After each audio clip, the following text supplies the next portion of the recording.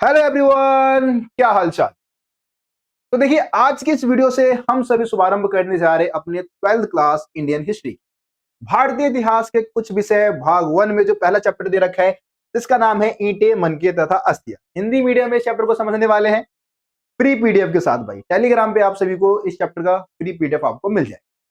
देखिए, ये जो चैप्टर है वो हमें भारतीय सभ्यता, दुनिया के सबसे प्राचीन सभ्यताओं में से एक यानी कि हड़प्पा सभ्यता के इतिहास को समझने में मदद करने वाली।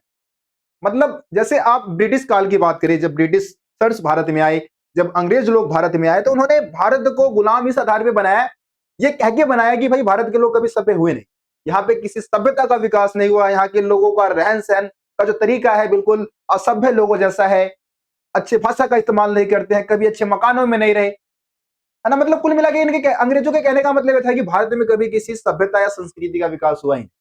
लेकिन जब सिंधु घाटी में एक नवीन सभ्यता की खोज की घोषणा हो गई, जब सिंधु घाटी में एक नई सभ्यता की खोज की गई, उसके बाद अंग्रेजों की बोलती बंद हो गई और उसके बाद वो रफू चक्का हो गई। ठीक है जी।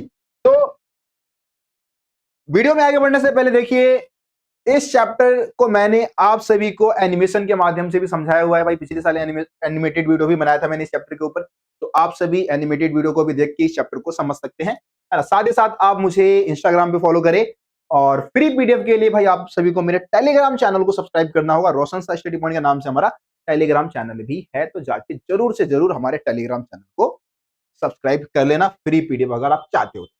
देखिए, इस चैप्टर में सबसे पहले इंट्रोडक्शन दे रखा है, चैप्टर का इंट्रोडक्शन हम लेंगे। देखिए, अगर आप सभी एनसीईआरटी को पढ़ना पसंद करते हैं तो आप सभी को पता होना चाहिए कि एनसीईआरटी में जो खोज, हड़प्पा सभ्यता की खोज किस तरीके से हुई, हड़प्पा सभ्यता का विस्तार वाला जो टॉपिक है वो लास्ट में दे रखा है। लेकिन अपन लोगों को क्या करना है भाई, अपन लोगों को सबसे पहले हड़प्पा सभ्यता की खोज की हिस्ट्री को समझना है, किस तरीके से सभ्यता की खोज हुई, है ना। और इस सभ्यता का विस्तार कहां कहां तक है, किस किस एरिया में हम इस सभ्यता के क्षेत्रों को देख सकते हैं, है ना। लोकेशन कहाँ क्या है इस सभ्यता का, ये भी हम पहले स्टार्टिंग में समझ लेते हैं। उसके बाद फिर टॉपिक को हम एक एक करके, जो भी एनसीईआरटी में टॉपिक्स दे रखे हैं उसको एक एक करके हम सभी समझेंगे। ठीक है जी। तो चलिए फिर सबसे पहले हम क्या करेंगे, हम समझेंगे हड़प्पा सभ्यता की खोज कैसे। देखो, आप सभी से रिक्वेस्ट है भाई, आप अपने साथ नोटबुक जरूर रखें भाई। जो भी चीजें मैं समझा रहा हूं, जो भी चीजें पढ़ा रहा हूं, उसको नोट डाउन जरूर करते।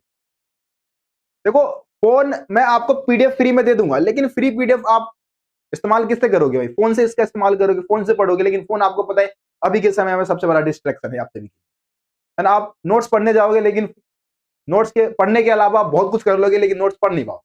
तो इसीलिए अपने साथ नोटबुक रखिए और उसमें सारी चीजें नोट डाउन करते हुए चलिए। ये नोट्स जो होंगे आपके खुद के बनाए हुए जो नोट्स होंगे, एग्जाम टाइम पे बहुत ज्यादा बेनिफिशियल आप सभी के लिए रहेगा। चलिए शुरू करते हैं। सबसे पहले बात करते हैं हड़प्पा सभ्यता की खोज कैसे।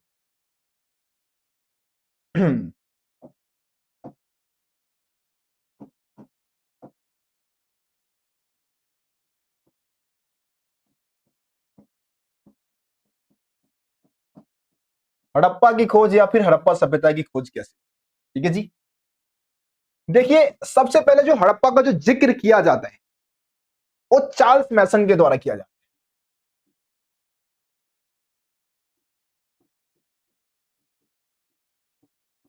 1826 में।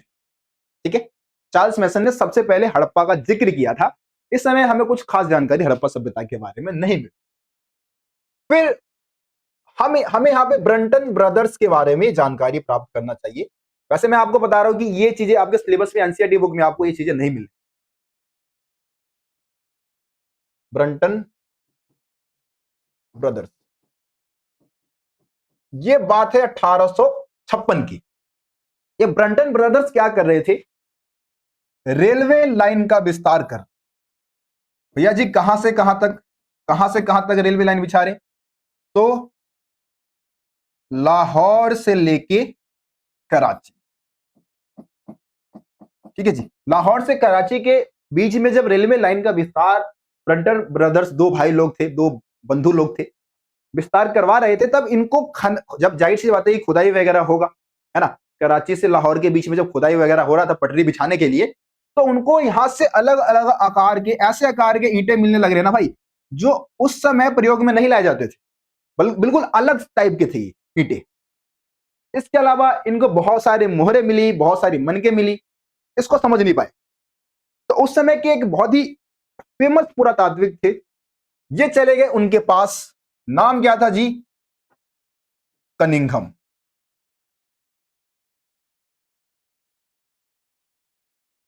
कनिंघम या जनरल कनिंघम बोल दो, ठीक है। कनिंघम के पास चले गए।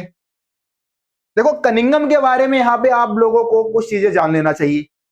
भारतीय पुरातात्विक सर्वेक्षण के पहले डायरेक्टर जनरल, देखो इनके निर्देश में क्या होता है, जो हमारा एएसआई है, सबसे पहला पॉइंट आपको क्या समझना है,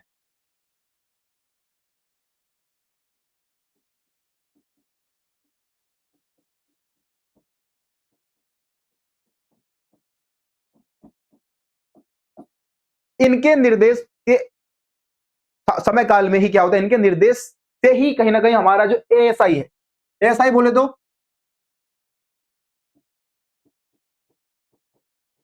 भारतीय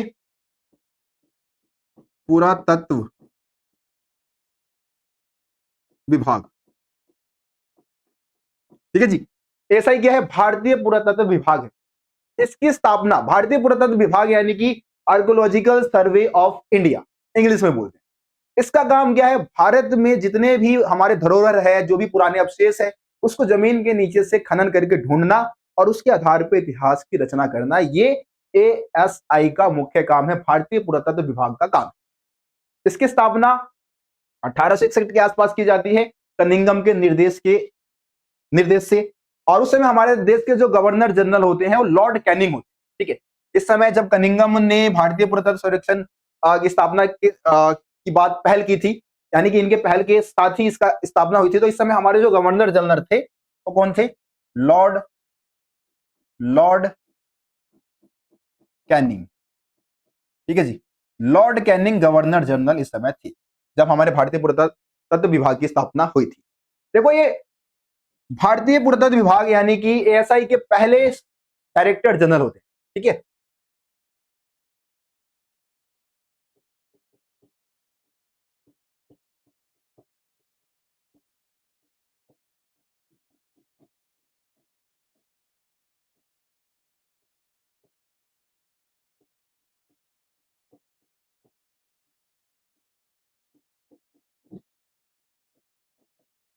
ये भारतीय पुरातत्व विभाग के पहले डायरेक्टर जनरल बने। और इसके अलावा एक और चीज भाई जान लो,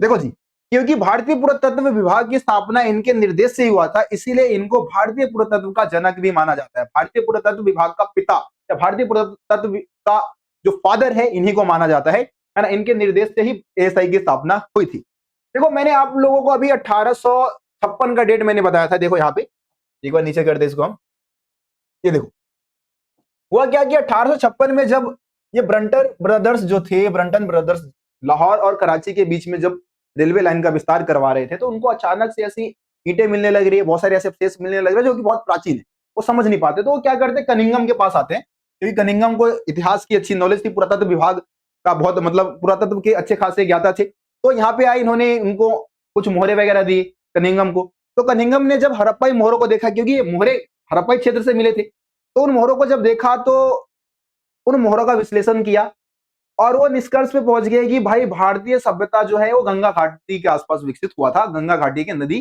तो गंगा नदी के आसपास भारतीय सभ्यता का विकास हुआ था और ये इनका भ्रम भी था, जिसके बारे में हम आगे बात करेंगे। मतलब कि अभी तक हड़प्पा सभ्यता की खोज नहीं हो पाई है। कनिंघम भी भारतीय इतिहास को नहीं समझ पाए, भारतीय सभ्यता को समझने में चूक कर गए कहीं ना कहीं, है ना। अब देखते हैं हम आगे, देखो आगे क्या होगा जी, आगे क्या होगा। अब यहाँ पे जॉन मार्शल की एंट्री होगी जी, दयाराम साहनी, राखाल दास बनर्जी, इनको समझो। फिर हम देखते हैं कि लगभग 1920 के दशक में बहुत ही महत्वपूर्ण परिवर्तन, जो हड़प्पा सभ्यता की खोज में अगर हम महत्वपूर्ण परिवर्तन की बात करें तो 1920 के दशक में होता है, जॉन मार्शल के निर्देश में। देखो जॉन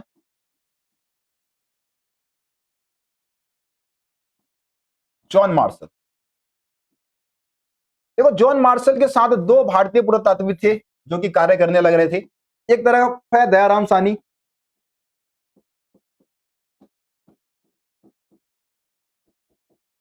और दूसरी तरफ है राखाल दास बनर्जी।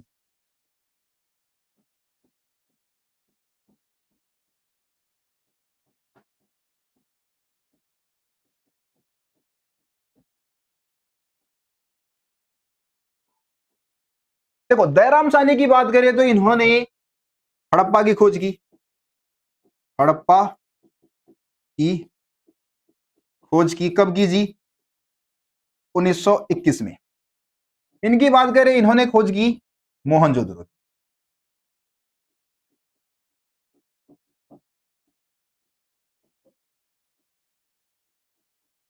कब की जी? 1922 में। ठीक है, तो यहां मतलब ये दो हड़प्पा सभ्यता के दो सबसे महत्वपूर्ण केंद्र जो रहे आपके, हड़प्पा जो कि पाकिस्तान में इस समय, मोहनजोदड़ो वो भी पाकिस्तान में। हड़प्पा की खोज दयाराम साहनी, है ना, दयाराम साहनी के द्वारा 1921 में की गई, और राखाल दास बनर्जी ने मोहनजोदड़ो की खोज कर दी। अब यहां से जो अवशेष इन्होंने खोजे, यहां से जो जानकारी इन्होंने प्राप्त की, इस जानकारी के आधार पे ही जॉन मार्शल ने महत्वपूर्ण कदम उठाया और 1924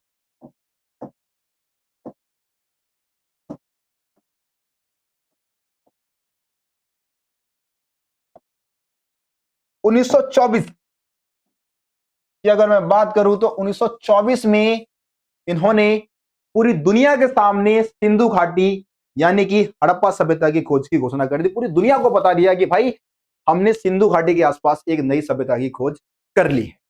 तो ये क्योंकि जॉन मार्शल ही क्या थे, मेन जो हेड है भारतीय पुरातत्व विभाग यानी कि ASI जो है, इसके हेड उस समय कौन थे? जॉन मार्शल थे। तो जॉन मार्शल ने ही पूरी दुनिया को बताया कि भाई हमने हड़प्पा सभ्यता की खोज कर ली है, और इनके सहयोगी कौन थे? दयाराम साहनी जी और राखाल दास बनर्जी। ठीक है, ये समझ गए सब? ओके सबको? एक बार भाई आप सभी स्क्रीनशॉट ले लो। अभी हमने एक मिनट, एक मिनट, दोबारा आ जाएगा। एक बारी भाई आप सभी इसका स्क्रीनशॉट ले लो, क्योंकि ये आपको हमारे PDF में तो भाई नहीं मिलेगा, है ना। पहले इतने भाग का ले लो स्क्रीनशॉट, ठीक है, उसके बाद आगे बढ़ जाते हैं हम। चल भाई ऊपर हो जा, हाँ नखरे दिखा रहा, थोड़ा सा नीचे कर देता हूँ। हाँ, अब इतने भाग का ले लो भाई स्क्रीनशॉट, क्योंकि ये आपको हमारी PPT में नहीं देखने को मिलेगा भाई, ये मैंने अपनी तरफ से आपको जानकारी दी है। चलिए अब हम सभी समझेंगे हड़प्पा सभ्यता का विस्तार। ये हो गया जी। चलिए हड़प्पा सभ्यता का विस्तार, तो इसके लिए सबसे पहले भाई हम सभी बनाएंगे इंडिया का एक बहुत ही प्यारा और खूबसूरत सा मैप। आओ जी।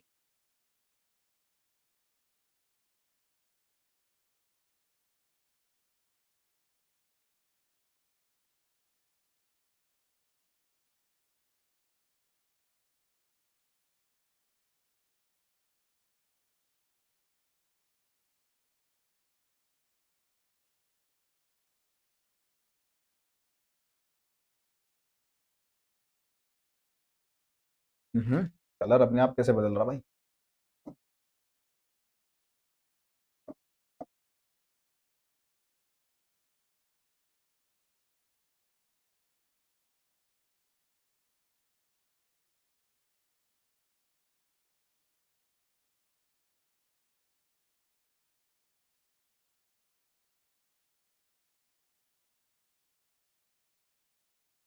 ये लो जी, इंडिया का बन गया ये बहुत ही प्यारा और खूबसूरत सा मैप। ठीक है जी। इधर बनाएंगे पाकिस्तान, क्योंकि पाकिस्तान का लोकेशन भी लेना है हमारे को। ये आपको पता है, इधर है नेपाल, इधर है भूटान, है ना जी, इधर है आपका बांग्लादेश। ठीक है, तो इस तरीके से आपका इंडिया का मैप बन चुका है। यहाँ पे अगर आप बात करें तो इधर जम्मू कश्मीर लद्दाख वगैरह एरिया आ जाता है, इधर आपका पंजाब, इधर हमारा हरियाणा का लोकेशन आ जाता है ना जी।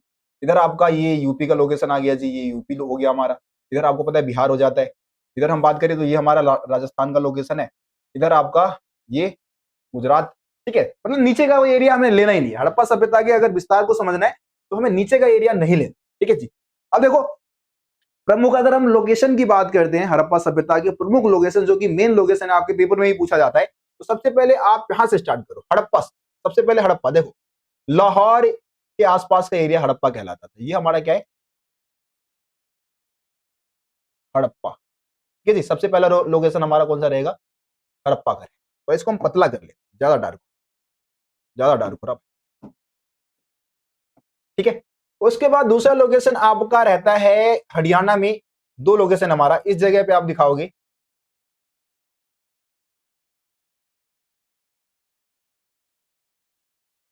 बनावली। ठीक है, बनावली हो गया हमारा। उसके बाद हरियाणा में ही दिल्ली, यहां पे दिल्ली है, दिल्ली के हल्का सा ऊपर ये हड़प्पा सभ्यता का सबसे बड़ा लोकेशन है भाई, मतलब सबसे विशाल का जो नगर है, सबसे बड़ा जो नगर है क्षेत्रफल के लिहाज से, वो अभी के समय में राखीगढ़ी, राखी गढ़ी, राखी गढ़ी। ठीक है, राखी गढ़ी हो गया सबका।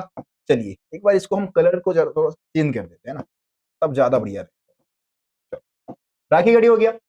अब आ जाओ राजस्थान में ऊपर की तरफ, राजस्थान में ऊपर की तरफ, ये देखो, ये देखो, ये कौन सा लोकेशन है भाई, कालीबंगा या कालीबंगन में बोल देते हैं, कालीबंगा, या और किस नाम से जानते हैं, कालीबंगन, कालीबंगन भी बोल दो या कालीबंगा बोल दो, एक ही। उसके बाद आ जाओ गुजरात। गुजरात में तीन महत्वपूर्ण लोकेशन आ जाते हैं भाई। एक तो सबसे ऊपर आपका यहां पे आता है, ये हमारा पांचवा लोकेशन रहेगा, लोकेशन नंबर 5, है ना जी, धौला वीरा। ठीक है जी, ये क्या है, धौला वीरा।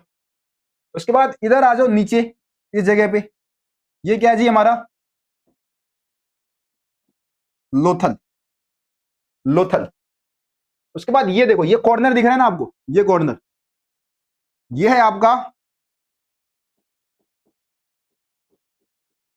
नागेश्वर, नागेश्वर। ठीक है, अब आ जाओ पाकिस्तान में कुछ इंपोर्टेंट लोकेशन, जैसे कि आपका इस जगह पे आपका आ जाता है चनहुद्रो, यहां लिखेंगे हम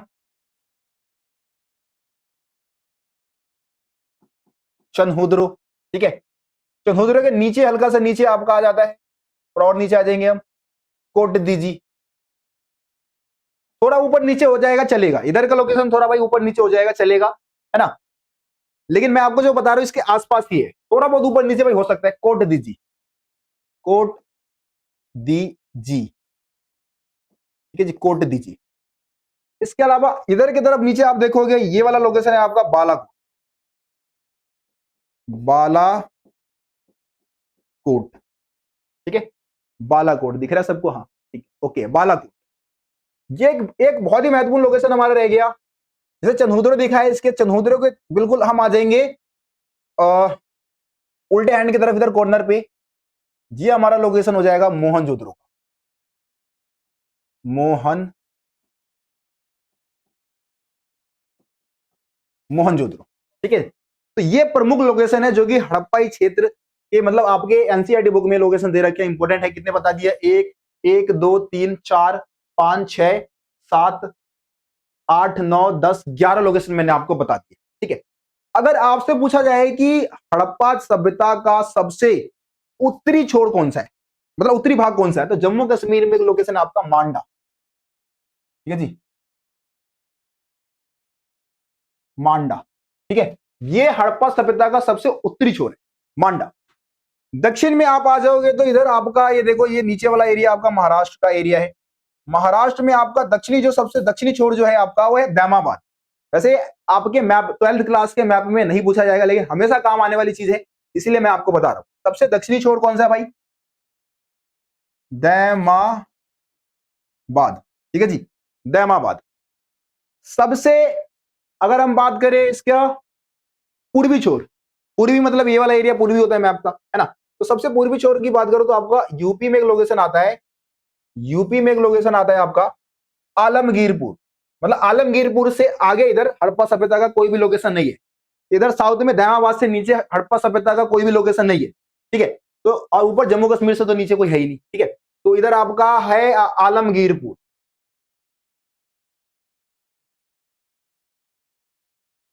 आलमगीरपुर। ठीक है जी, और सबसे ये आपका हो गया पूर्वी छोर। अब पश्चिमी छोर की बात करें तो इधर आपका मोहनजोदड़ो के आसपास ही इधर एक लोकेशन आ जाता है सुतका गैंडोर। मैं लिख देता हूं यहाँ पे सुतका गैंडोर, सुतका गैंडोर, ठीक है जी, सुतका गैंडोर या सुतका गैंडोर भी बोल देते हैं। तो सुतका गैंडोर जो है आपका सबसे पश्चिमी लोकेशन हो जाएगा। पूर्वी लोकेशन आलमगीरपुर, दक्षिण लोकेशन दैमाबाद और ये मांडा। तो इस तरीके से आप देखोगे कि पूरा जो हड़प्पा क्षेत्र है ना, हड़प्पा क्षेत्र जो है पूरा एक मतलब त्रिभुजाकार आकृति बनाता हुआ निकलता है, त्रिभुजाकार, ठीक है जी। एक त्रिभुज के आकार का जो क्षेत्र है पूरा हड़प्पा क्षेत्र, एक त्रिभुज आकार में ये देखने को हमें मिलता है कि त्रिभुजाकार में इसका विस्तार हो रखा था, ठीक है जी। तो ये आपका हो गया प्रमुख हड़प्पाई क्षेत्र। भाई इसका स्क्रीनशॉट आप चाहे तो ले सकते हैं। मैंने सारी जगह यहाँ पे लोकेशन आपको बता दिए हैं और इसमें से जो इंपॉर्टेंट लोकेशन आपके 12th क्लास के बोर्ड में भी पूछा जाता है वो लोकेशन की अगर मैं बात करूं तो भाई देखो, क्योंकि इंडियन हिस्ट्री को पढ़ रहे हैं तो इंडिया में जो लोकेशन दे रखे हैं वही आपके पेपर में पूछा जाएगा। तो यहाँ से आप बनावली करके जरूर जाए, है ना। इधर से आप राखीगढ़ी, इधर का आपका कालीबंगन, इधर आपका धौलावीरा है, ठीक है जी, ये आपका लोथल है और ये आपका नागेश्वर है ना। तो ये लोकेशन आपको हर हाल में पता होना चाहिए। बाकी लोकेशन आपको याद रहे ना रहे, लेकिन ये 5 6 लोकेशन मैंने आपको बताया टोटल, ये 6 लोकेशन तो हर हाल में आपको याद होना चाहिए 12th क्लास के स्टूडेंट होने के नाते, ठीक है जी। चलिए, तो यहाँ पे हमने हड़प्पा सभ्यता के खोज और इसके विस्तार को बहुत ही अच्छे से हमने समझ लिया है। अब हम अपने पीपीटी में चलेंगे और एक एक करके सभी टॉपिक्स को समझने वाले हैं। चलिए जी, आ जाइए। देखिए, सबसे पहले यहाँ पे इंट्रोडक्शन दे रखा है, चैप्टर का इंट्रोडक्शन दे रखा है। तो आप सभी को पता है कि हड़प्पा सभ्यता को, है ना, या सिंधु घाटी सभ्यता को हम हड़प्पा संस्कृति के नाम से भी जानते हैं, हड़प्पा संस्कृति भी बोलते हैं, ठीक है। क्योंकि देखो सिंधु घाटी की सभ्यता इसलिए बोलते हैं क्योंकि इस सभ्यता का विस्तार जो है, इस सभ्यता का विकास जो हुआ है वो सिंधु नदी के आसपास देखने को हमें मिलता है। और इसको हम हड़प्पा सभ्यता क्यों बोलते हैं, क्योंकि सबसे पहले जो खोजा गया जो स्थल था, इस सभ्यता का सबसे पहले खोजा गया जो स्थल था उसको हड़प्पा था। तो इसीलिए इस सभ्यता को हम हड़प्पा सभ्यता भी या हड़प्पा संस्कृति भी कहते हैं। मोहनजोदड़ो की संस्कृति भी कहा जाता है, इस सभ्यता को मोहनजोदड़ो की संस्कृति के नाम से भी जानते हैं। ऐसा इसलिए कहते हैं क्योंकि इस सभ्यता का सबसे विशाल काय, सबसे मतलब नियोजित, हाँ सबसे ज्यादा नियोजित और डेवलप जो अगर कोई शहर था, जो सिटी था, वो मोहनजोदारो ही था। मतलब मोहनजोदारो की जो नगर व्यवस्था थी वो आज की अमेरिका और आज के जो हमारे पश्चिमी देश है ना, उनसे भी ज्यादा बेहतर थी। इसलिए इसको हम मोहनजोदड़ो की सभ्यता भी बोल देते हैं। चलिए जी, तो जो पुरातात्विक होते हैं वो संस्कृति शब्द का प्रयोग पूरा वस्तुओं के ऐसे समूह के लिए करते हैं जो विशिष्ट शैली के होते हैं और सामान्यतः एक साथ एक विशिष्ट भौगोलिक भौगोलिक क्षेत्र से और कालखंड से संबंधित रखते हैं। अब भाई हम संस्कृति कैसे, जैसे हड़प्पा संस्कृति हमने नाम दे दिया, किसी भी जगह पे किसी सभ्यता का विकास हुआ है, किसी संस्कृति का विकास हुआ, तो हम किस विभाग पे कह सकते हैं कि हाँ भाई इस एरिया में एक संस्कृति का विकास हुआ है। किस भी आप पे कह सकते हैं कि भाई ये एरिया एक ही संस्कृति के पार्ट है। जैसे कालीबंगन की बात कर लो, लोथल की बात कर लो, मोहनजोदारो की बात कर लो, हड़प्पा की बात कर लो, ये अलग अलग जगह है, अलग अलग केंद्र है। अब ये सब हड़प्पाई सभ्यता के ही केंद्र है, इसको हम कैसे कह सकते हैं। तो जो खुद खनन के दौरान, खुदाई के दौरान जो भी हमें पूरा वस्तुएं मिली है ना जी, पूरा वस्तुएं, ठीक है जी, पूरा वस्तु यानी कि पुरानी वस्तुएं, अगर वो सब एक जैसी है, एक विशिष्ट शैली में बनाई गई, एक जैसी शैली की बनी हुई है, सारे नगरों से जो हमें चीजें मिली है, जो भी पूरा वस्तुएं मिली है, और ये सब अगर एक ही कालखंड से संबंधित रखते हैं, एक ही भौगोलिक क्षेत्र, एक ही कालखंड यानी कि एक ही टाइम पीरियड के, तो हम इस बात को कह सकते हैं कि भाई ये सब एक ही संस्कृति, ठीक है।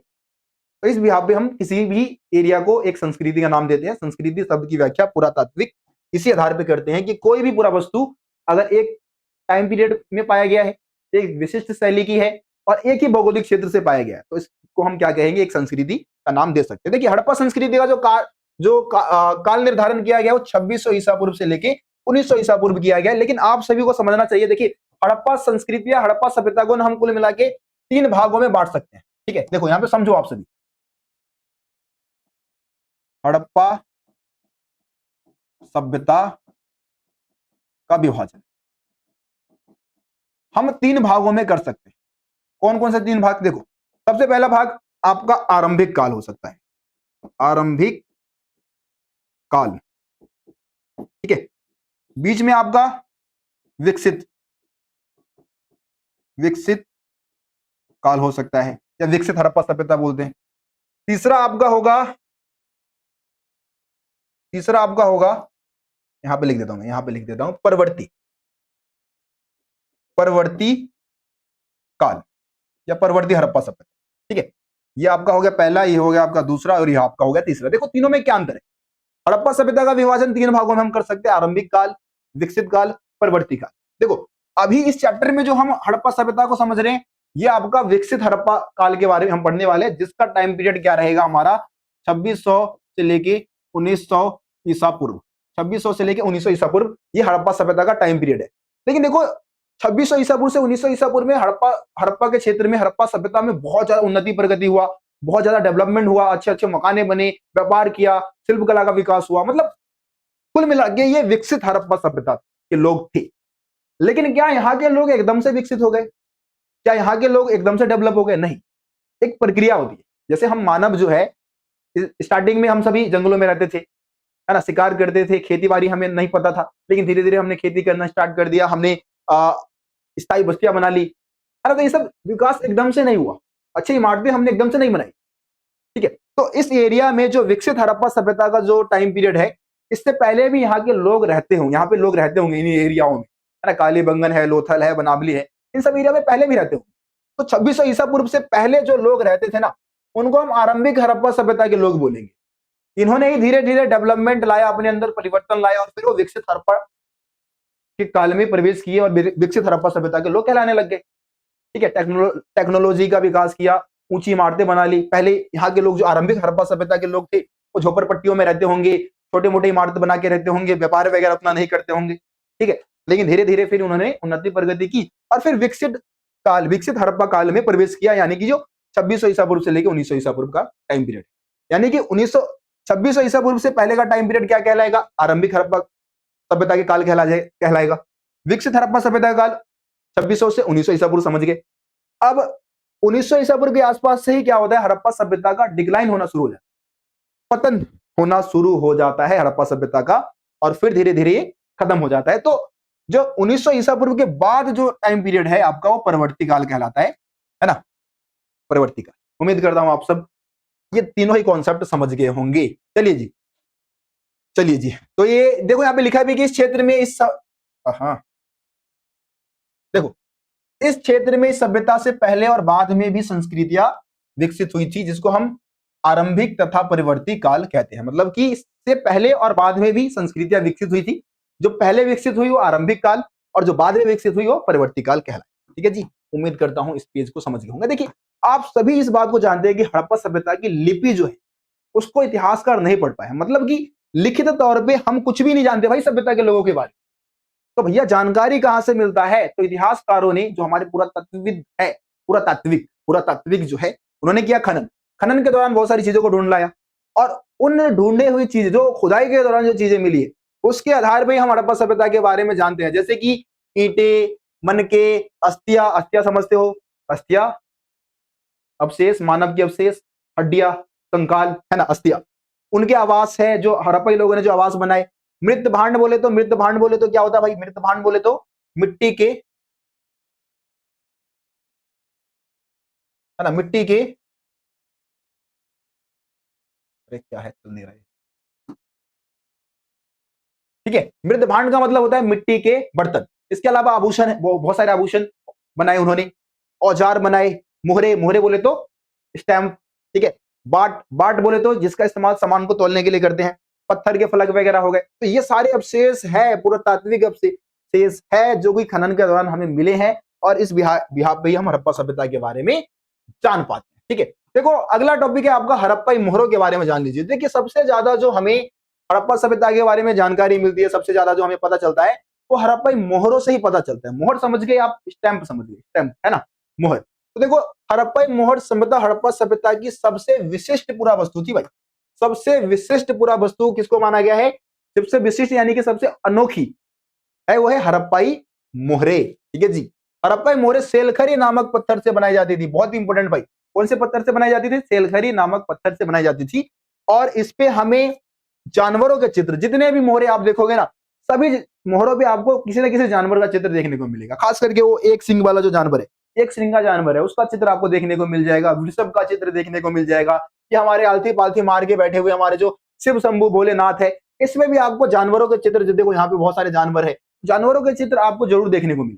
ठीक है, साथ ही साथ एक ऐसी लिपि इसमें चिन्हित की गई है, ऐसे लिपि भी उत्कीर्ण किया गया है जिसको आज तक इतिहासकार समझ नहीं पाए हैं, आज तक उसको इतिहासकार नहीं पढ़ पाए हैं। ठीक है जी, तो ये आपका हड़प्पाई मोहरों के बारे में हो गया। ये देखो हड़प्पाई मोहरों के कुछ चित्र है, आप जितने भी हड़प्पाई मोहर को देखो सब पे जानवरों के चित्र बने हुए दिख जाएंगे। ठीक है जी, आगे बढ़ते हैं अगले टॉपिक की तरफ, आरंभ। देखो आरंभ मैंने बोला क्या, जो हड़प्पा सभ्यता के बारे में हम पढ़ रहे हैं 2600 ईसा पूर्व से लेके आपको जो 1900 ईसा पूर्व जो मैंने टाइम पीरियड बताया है ना, ये क्या है, ये क्या है, ये विकसित हड़प्पा सभ्यता का टाइम पीरियड है। लेकिन उससे पहले भी यहाँ पे लोग रहते होंगे तो उसको हम आरंभिक हड़प्पा सभ्यता के लोग बोल देते हैं। अब आरंभिक हड़प्पा सभ्यता के लोगों की विशेषता यहाँ पे आपके एनसीईआरटी में 2-3 पॉइंट्स हैं बता रखे कि भैया यह संस्कृति जो थी ना अपनी विशिष्ट मृतभांड शैली से संबंधित थी, मतलब यहाँ के लोगों की अपनी एक अनोखी मिट्टी के बर्तन बनाने की शैली थी, और ये कृषि करते थे, पशुपालन करते थे, शिल्पकारी का काम करते थे। मतलब कि यहाँ पे व्यापार नहीं होता था भैया, व्यापार बहुत कम, मतलब व्यापार के अवशेष हमें नहीं मिले, व्यापार वगैरह नहीं करते थे इस समय के लोग। बस्तियां आमतौर पर छोटी होती थी। देखो भाई आरंभिक हड़प्पा सभ्यता की बस्तियां आमतौर पर बहुत छोटी होती थी, बड़ी आकार की जो संरचनाएं थी वो बिल्कुल भी नहीं थी, ना के बराबर मिली थी, इसीलिए तो इसको हम आरंभिक हड़प्पा सभ्यता के में रखते। अगर यहाँ पे बड़े आकार की संरचनाएं बनी होती, बहुत बहुमंजिला इमारतें बनी होती, तो फिर इसको हम विकसित हड़प्पा सभ्यता की श्रेणी में रख देते, है ना जी।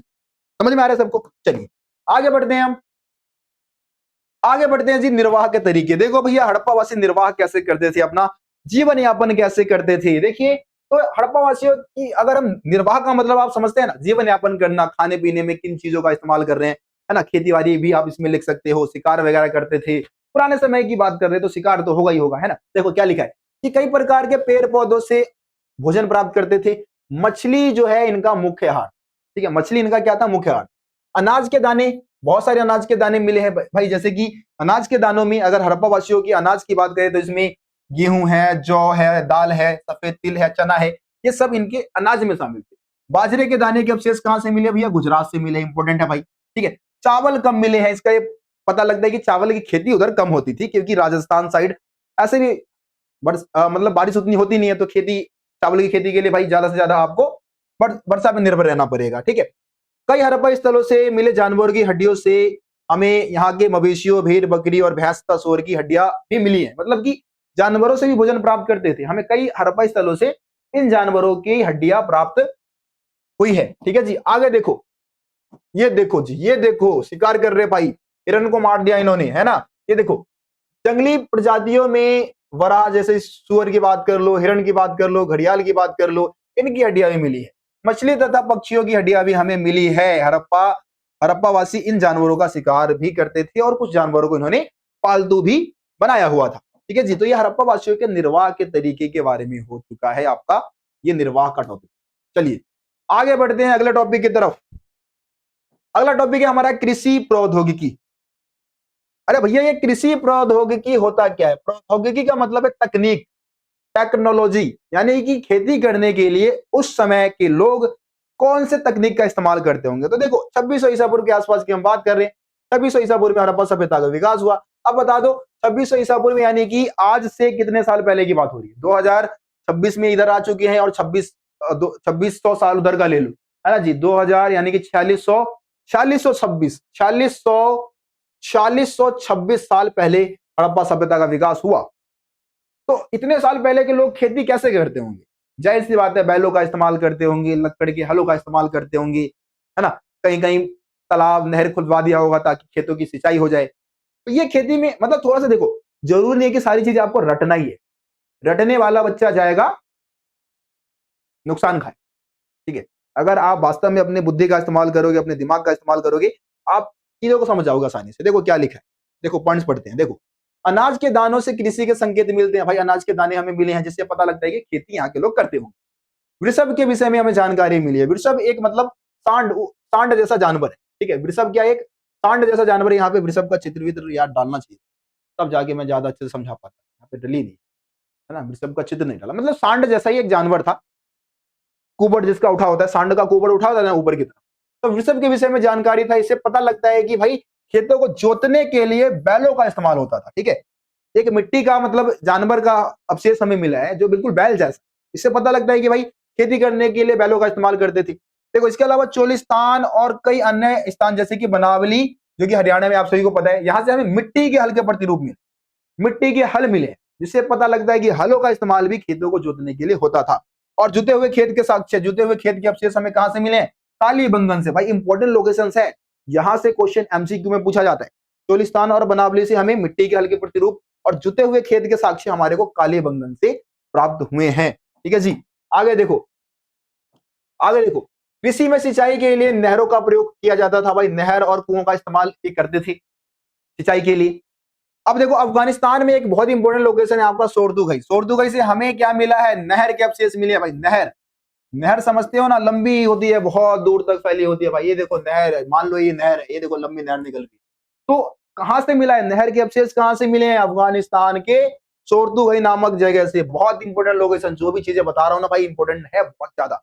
सोरदुगई से नहर के अवशेष। और दूसरा है आपका धौलावीरा। धौलावीरा गुजरात में है, यहां से हमें जलाशय के अवशेष मिले हैं। एक जलाशय मिला है हमारे को, जिसका इस्तेमाल खेतों की सिंचाई के लिए होता होगा। बोलो ओके सबको? हम समझ गए यहाँ पे हड़प्पा सभ्यता के लोग खेती कैसे करते थे। बैलों का इस्तेमाल होता था, हलों का इस्तेमाल होता था। इसके अलावा फसलों को काटने के लिए बहुत सारे औजार वगैरह भी बना रखे थे। इनके औजार पत्थरों के बने हुए थे, ज्यादातर पत्थर के बने होते थे। लकड़ियों के औजार हमें मिले, जिसका इस्तेमाल फसलों की कटाई के लिए करते थे। तो वो भी पॉइंट आप डाल सकते हो। सिंचाई के लिए कुओं, नहरों और जलाशयों का निर्माण करवा रखा था। अवशेष सोरदुगई से नहर के अवशेष और धौलावीरा से हमें किसके अवशेष मिले भाई? धौलावीरा से हमें जलाशय के अवशेष प्राप्त हुए। चलो अब मोहनजोदड़ो की बात करेंगे भैया, बहुत important topic. VVI, VVI topic है भाई, लिख के ले लो, पेपर में बनेगा क्वेश्चन। और ये क्वेश्चन बनेगा, यहां से अगर क्वेश्चन बनेगा ना भैया, सीधे 8 नंबर में बनेगा। 8 से कम में तो बात करेगा ही नहीं। ठीक है जी, तो ये आपका मोहनजोदड़ो एक नियोजित शहर था कैसे, ऐसे टॉपिक से क्वेश्चन बनता है। मतलब हम देखें तो मोहनजोदड़ो, जैसे अभी के समय में आप दिल्ली जैसे शहर की आप बात कर लो, मैं दिल्ली में रहता हूं भाई खुद। आप पता नहीं कहां से वीडियो देख रहे हो, बहुत सारे बच्चे राजस्थान से देख रहे होंगे, बहुत सारे एमपी बोर्ड के बच्चे भी देखते हैं, उत्तराखंड बोर्ड से भी देख रहे होंगे, है ना, सीबीएसई वाले देख रहे होंगे, जो ज्यादातर दिल्ली में रहते हैं। अब दिल्ली में आप बहुत सारे ऐसे नगर देख लोगे जो कि बहुत ज्यादा मतलब घटिया किस्म के हैं, जहां पे नगरों का, बस्तियों का विकास जो है नियोजित ढंग से नहीं किया है।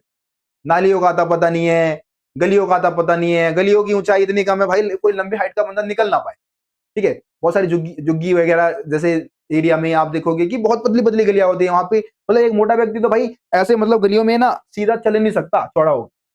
ठीक है, वो एकदम ऐसे ऐसे ऐसे करके निकलेगा वहां से साइड। तो मतलब आज हम 2026 में आ चुके हैं और हड़प्पा वासी आज से 4626 साल पहले ऐसे नगर विकसित किए थे जो कि आज के नगरों से भी ज्यादा डेवलप। आज आप नोएडा चले जाओ, नोएडा से भी बेहतरीन तरीके से उनको डेवलप किया गया था। तो उसमें सबसे बढ़िया जो एग्जाम्पल आपका है मोहनजोदड़ो। देखो मोहनजोदड़ो में क्या था? बस्तियों का विभाजन, जो शहर थे। देखो हड़प्पा सभ्यता का सबसे अनूठा पहलू शहरी केंद्र का विकास था। मोहनजोदड़ो सबसे प्रसिद्ध पूरा स्थल है, सबसे पहले खोजा गया जगह हड़प्पा था, ये बात हम सभी को पता है। देखो यहाँ पे क्या था? बस्तियों को 2 भागों में विभाजित किया गया था। पहला और सबसे इंपॉर्टेंट पॉइंट, बस्तियों को 2 भागों में डिवाइड किया गया था। एक आपका दुर्ग होता था और दूसरा निचला शहर होता था। देखो दुर्ग बोले तो जहां पे अमीर लोग रहते थे। जैसे छोटा भीम का एग्जांपल मैं देता हूं। छोटा भीम में आप देखोगे कि इधर इधर बस्तियां बसी हुई है ना, और ऊपर एक पहाड़ पे इंद्र वर्मा का जो महल है, इंद्र वर्मा का जो महल है ऊपर पहाड़ पे बना हुआ है, ऊंचाई पे बना हुआ है। ठीक है, तो ये एक एग्जाम्पल है जिससे आप समझ सकते हो कि दुर्ग वाले एरिया पे राजा महाराजा, पुरोहित लोग, अमीर लोग रहा करते थे, और निचले वाले एरिया में हमारे ढोलू भोलू, चुटकी, राजू, जग्गू सब रहते थे, मौज मस्ती करते थे। इस तरीके से उनकी जिंदगी चलती थी। तो दुर्ग यानी कि जो ऊंचाई पे बनाया गया लेकिन छोटा था, होता था। दूसरा आपका निचला जो शहर है वो नीचे की तरफ बना था लेकिन बहुत दूर तक, यानी कि बड़ा होता था, काफी दूर तक फैला होता था। ठीक है, तो ये आप निचला शहर, और ये देखो निचला शहर बड़ा लेकिन नीचे बनाया गया था। दुर्ग आप समझ गए कि भाई ये ऊपर बना था लेकिन काफी छोटा होता था। देखो दुर्ग की ऊंचाई का कारण यह था कि यहाँ की संरचना कच्ची ईंटों के चबूतरों पर किया गया था। दुर्ग को दीवार से घेरा गया था, जिसका अर्थ ये कि इसको निचले शहर से अलग रखा गया। मतलब कि दीवार से घेर दिया ताकि ये शहर निचले शहर से अलग हो जाए और सुरक्षित भी रहे। दीवार से अगर घेर देंगे, किलेबंदी कर देंगे, तो ये नगर क्या रहेगा? सुरक्षित रहेगा। निचले शहर को भी दीवारों से घेरा गया था। कई भवनों को ऊंचे चबूतरों पर बनाया जाता था जो कि नींव का कार्य करते थे। देखो हड़प्पा वासियों की खासियत क्या थी कि हड़प्पा वासियों की खासियत क्या थी कि पहले क्या करते थे, घरों को बनवाने से पहले ऊंचा चबूतरा बनवाते थे। ठीक है, फिर उस चबूतरे के ऊपर ही भवन का निर्माण जो कार्य है वो किया करते थे। ये चबूतरा क्या काम करेंगे भाई? चबूतरों की खासियत ये होती थी कि ये घरों को नींव प्रदान करते थे, मतलब घरों को मजबूती प्रदान किया करते थे। ठीक है जी, आगे बढ़ते हैं। ये देखो, ईट, हड़प्पा ईंटों की अगर हम बात करें, अगर हड़प्पा ईंटों की बात करें, एक अलग आकार की ईंटें होती थी भाई। देखो, अलग अलग, मतलब अभी के समय की बात करें तो अभी के समय का जो ईंटों का साइज है उससे काफी अलग और काफी बड़े आकार की ईंटें वहां की होती थी। देखो, ईंटों की बात करें तो ईंटें धूप में सुखा के बनाई जाती थी और भट्टी में पका के बनाई जाती थी, लेकिन ये सब एक आकार की, सेम आकार की होती थी। एक समान आकार की ईंटों का प्रयोग यहाँ के लोगों ने किया था, और जितने भी हड़प्पा क्षेत्रों से हमें ईंटें मिली है वो सब सेम आकार की थी। यहाँ पे साइज भी दे रखा है कि क्या साइज था, है ना। देखो क्या लिखा है, ईंट की लंबाई और चौड़ाई ऊंचाई की क्रमश 4 गुनी और 2 गुनी हुआ करती थी। ये ईंट का साइज दे रखा है यहाँ पे, ठीक है। चलिए अब बात करते हैं नालियों का निर्माण। देखो, हड़प्पा सभ्यता की सबसे अनूठी विशेषता की अगर हम बात करें तो नियोजित जल निकासी प्रणाली को माना जाता है, यानी कि गंदे पानियों को अपने नगरों से निकालने के लिए एक नियोजित व्यवस्था को इन्होंने अपना रखा था। इसमें क्या होता था, देखो क्या लिखा है, पॉइंट्स क्या लिखा है। हड़प्पा शहरों की सबसे अनूठी विशेषताओं में से एक ध्यानपूर्वक नियोजित जल निकासी प्रणाली थी। सड़कों तथा गलियों को एक ग्रिड पद्धति में बना रखा था। ग्रिड पद्धति क्या होता है कि ग्रिड पद्धति में अगर कोई सड़क और गलियों का निर्माण अगर किया गया है तो क्या करेगा, एक दूसरे को समकोण पे काटते हुए निकलेगा। मान लो कि इधर से एक गली गई, गली के साथ एक नाली बनेगी, फिर इधर से एक गली जाएगी और इसके साथ भी एक नाली बनेगी, और इसके आसपास क्या बन जाएंगे बच्चों, इसके आसपास क्या बन जाएंगे, अलग अलग आकार के घर बन जाएंगे, मतलब सबने अपना अपना घर बना लिया इसके चारों तरफ, ठीक है। तो यह है ग्रिड पद्धति, जो कि गलियां और नालियां एक दूसरे को समकोण पे काटती थी, 90 डिग्री के कोण पे काटते हुए निकल रही थी। ये होता है ग्रिड पद्धति, है ना, जहां पे गलियां और नालियां एक दूसरे को समकोण पे काटते हुए निकलती है। देखो क्या लिखा है यहाँ पे, क्या था कि गलियां और नालियां एक दूसरे को समकोण पे काटते हुए निकलती थी। पहले गलियों के साथ नालियों को बनाया गया, फिर उसके अगल बगल में क्या बनाया गया भाई, आवासीय भवनों का निर्माण हुआ। अब भैया यहां देख लो आप, हमारे इधर कई लोकेशन ऐसे हैं जहां पे घर बन चुके हैं, नालियों का आता पता नहीं है, गलियां कहां से कहां निकालनी है उसका आता पता नहीं है। लेकिन हड़प्पा वासी भाई समझदार थे, पहले नालियों के साथ गलियों को बना दिया, गली और नाली बन गया, उसके बाद ही घरों को बनाया गया। ये वो बोलते हैं नियोजन, यानी कि नियोजन के अकॉर्डिंग ही नगरों का विकास किया गया, है ना। हर घर की कम से कम एक दीवार का गली से सटा होना जरूरी था, जिससे कि घर का गंदा पानी गलियों की नालियों से जा सके। मतलब कि हर घर का कोई ना कोई हिस्सा गली से सटा होना जरूरी होता है। अगर गली से सटा नहीं होगा तो फिर जो मेन जो घर का जो नाली है उसका कनेक्शन गली के नाली से नहीं हो पाएगा ना भाई, तो इसीलिए ऐसा वो करते थे। ठीक है, आगे आ जाओ भाई, आगे आ जाओ। देखो यहाँ पे नालियों का, यहाँ पे नाली का एक चित्र हमने लगा दिया है, इससे आप समझ सकते हैं बहुत कुछ। चलिए आगे देखो, गृह स्थापत्य भैया। अब गृह स्थापत्य का मतलब क्या होता है भैया, देखो गृह स्थापत्य का मतलब होता है रहने के लिए जो घर हड़प्पा वासियों ने बनवाया था वो कैसे बनवाया था, रहने के लिए, मतलब कि जहां पे हड़प्पा वासी निवास करते थे। तो देखो जो निचला शहर है, मोहनजोदड़ो का जो निचला शहर था ना, यहाँ पे हम देखते हैं कि यहाँ पे आवासीय भवनों का विस्तार हो रखा था। आवासीय भवन का विस्तार कहाँ हो रखा था जी, निचले शहर में, है ना। और आवासीय भवन के बीच में हम देखते हैं कि आंगन बना होता था। आवासीय भवन जो होता था जहां पे लोग वगैरह रहते थे, तो वो अपना घर कैसे बनवाते थे, जैसे मैं अपने खुद की बात, बिहार में है मेरा घर, है ना, मैं हूं बिहारी, तो बिहार में जो मेरा घर है उसमें बीच में आंगन बना है। आंगन के आगे की तरफ, वैसे हमने पीछे आंगन बना रखा है, आगे की तरफ हमने कमरे बना रखे हैं, और बाहर हमने एक दूरा बोलते हैं, दूरा, तो दूरा हमने छोड़ रखा है। इस तरीके से हमने घर बनाया। हड़प्पावासी क्या करते थे, आवासीय भवन के बीच में ये बन गया मान लो आंगन, ठीक है। आंगन के चारों तरफ क्या बना दिया जी, आंगन के चारों तरफ क्या बना दिया जी, कमरे बना दिए। तो इस तरीके से ये इसका निर्माण करवाते थे। आंगन का प्रयोग किस लिए होता था, खाना पकाने के लिए होता था और कटाई करने के लिए होता था, विशेषकर गर्मियों के मौसम में, है ना। लोग एकांतता को बहुत महत्व देते थे। एकांतता का मतलब होता है कि भैया घर की बातें घर में रहे, घर की बातें किसी और को पता ना चले, तो इसीलिए वो क्या करते थे, जो जमीन से, मतलब भूमि तल से जो सटी हुई दीवारें होती थी, अब जाहिर सी बात है घर को बनाओगे तो जमीन से सटी हुई एक दीवार होगी, इस दीवार में वो क्या करते थे, खिड़कियां नहीं बनवाते थे, और मुख्य द्वार का निर्माण इस तरीके से करवाते थे कि मुख्य द्वार से सीधे घर के आंतरिक भागों को नहीं देख सकते थे आप, घर के आंगन को आप नहीं देख सकते थे, मियां बीवी के बीच में लड़ाई हो रही है, फाइट हो रही है, उसको आप नहीं देख सकते थे, समझ गए। तो ये है आपका आंगन के बारे में। चलो, हर घर का ईंटों के फर्श से बना अपना एक खुद का स्नानागार होता था, जिसमें लोग, जाहिर सी बात है यार, है ना, वॉशरूम तो बनवाएंगे ही, ठीक है। कुछ घरों में दूसरे तल या छत पर जाने के लिए सीढ़ियां भी बनाई गई थी। कई आवासों में हमें कुएं भी मिले हैं भैया, कुएं बना रखे थे, कुएं आपको पता है किस लिए बनेगा, कुएं किस लिए बनेगा भैया, कुओं का निर्माण जाहिर सी बात है पानी पीने के लिए इस्तेमाल होगा। तो कुएं ऐसे स्थान पे बनवाते थे जहां पे राहगीर राहगीर पहुंच सके और पानी पी सके, समझ गए। तो ये हो गया आपका मोहनजोदड़ो वाला टॉपिक, जिसमें मोहनजोदड़ो की अगर हम बात करें तो यहाँ पे 700 कुएं हमें मिले हैं खनन के दौरान, 700 कुएं मोहनजोदड़ो से। अभी खत्म नहीं हुआ भाई, अभी दुर्ग की बात कर लेते हैं। देखो मोहनजोदड़ो एक नियोजित शहर था, तो उसमें आपको ये दुर्ग वाला टॉपिक भी दिखाना होगा, है ना। जैसा कि आपको पता है कि दुर्ग में हमें दो विशिष्ट संरचनाएं मिली है, दो सार्वजनिक संरचनाएं मिली है जिसका इस्तेमाल सभी लोगों की भलाई के लिए होता था। एक आपका माल गोदाम था, पहली संरचना कौन सा है भैया, माल गोदाम। दूसरी संरचना है आपका विशाल स्नानागार।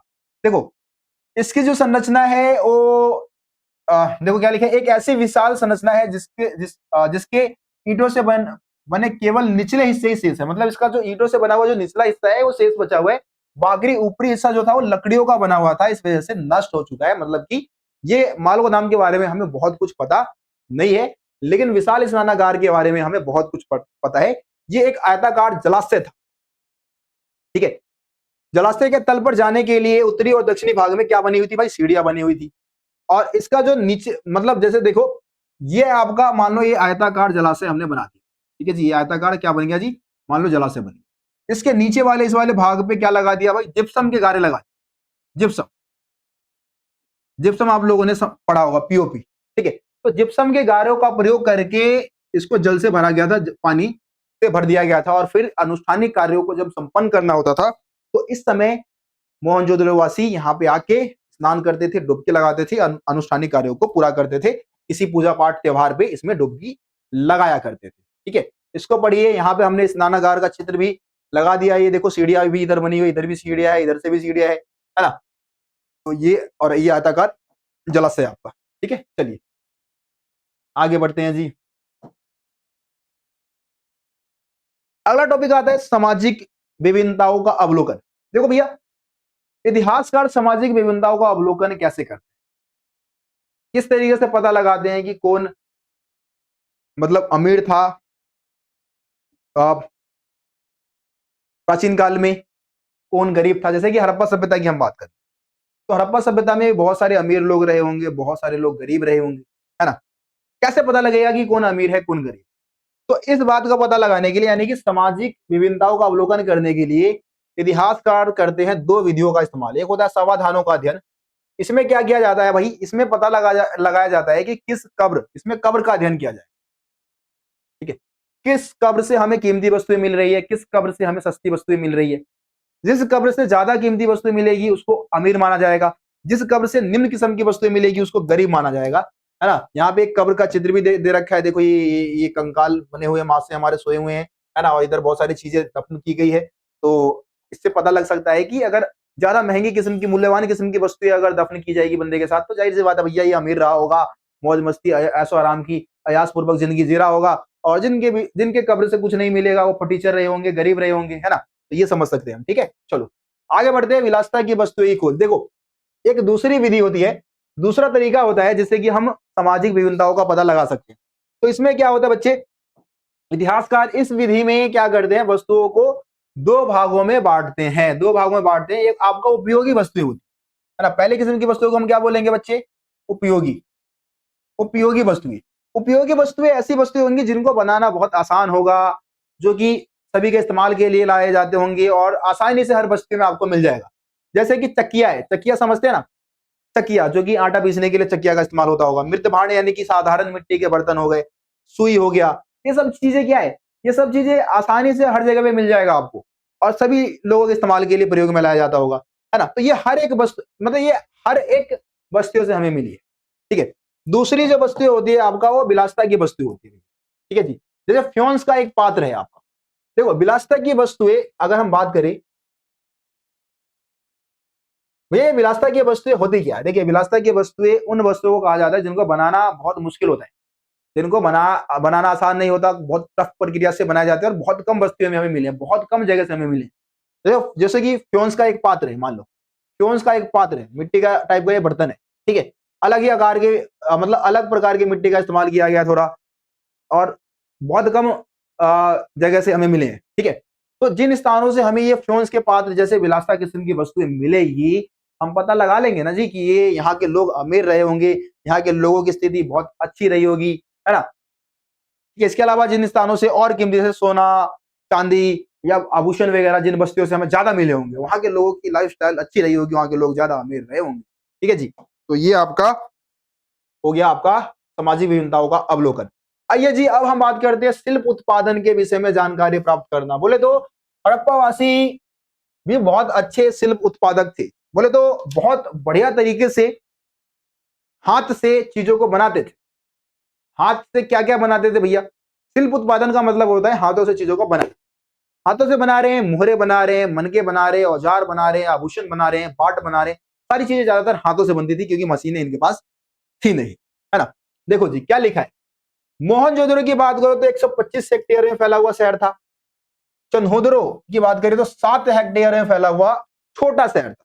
लेकिन चन्होदरो में पूरी तरीके से शिल्पकारी का काम होता था भाई, पूरी तरीके से शिल्पकारी से जुड़ा हुआ केंद्र था चन्होदरो। शिल्पकारों में मनके बनाना, संगे की कटाई करना, धातु कर्म, मोहरों का निर्माण करना, पाट बनाना, ये सब काम आ जाते।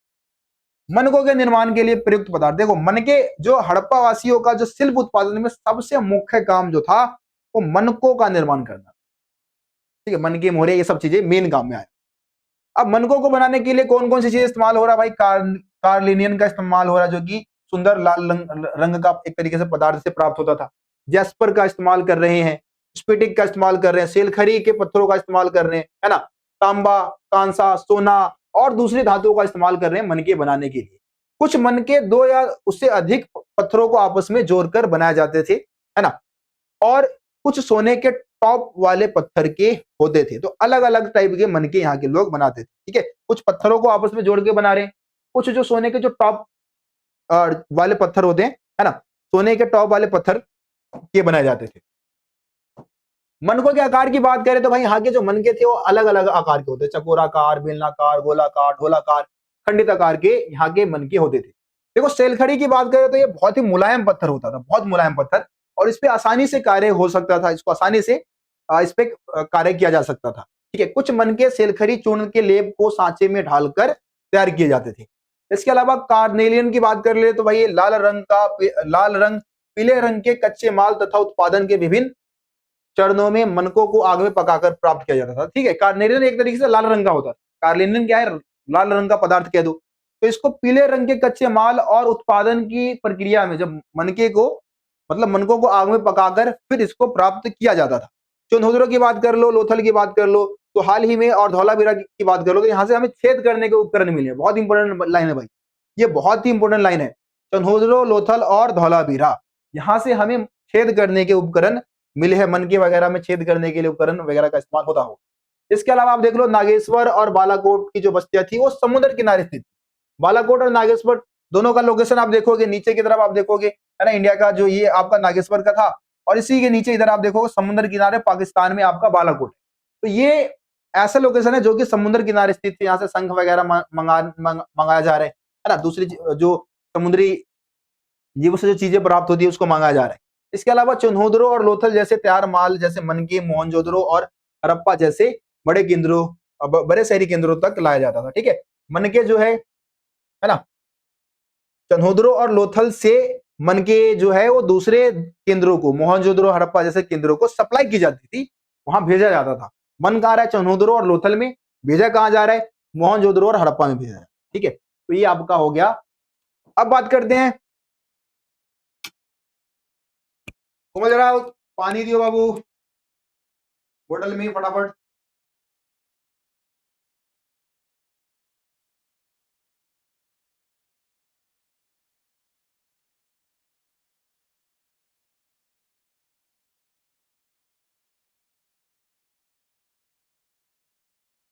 अब बात करते हैं उत्पादन केंद्रों की पहचान। मतलब कि जैसे हमने बोला कि चन्होदरो में बहुत ज्यादा उत्पादन केंद्र हो रहा है, हड़प्पा सभ्यता।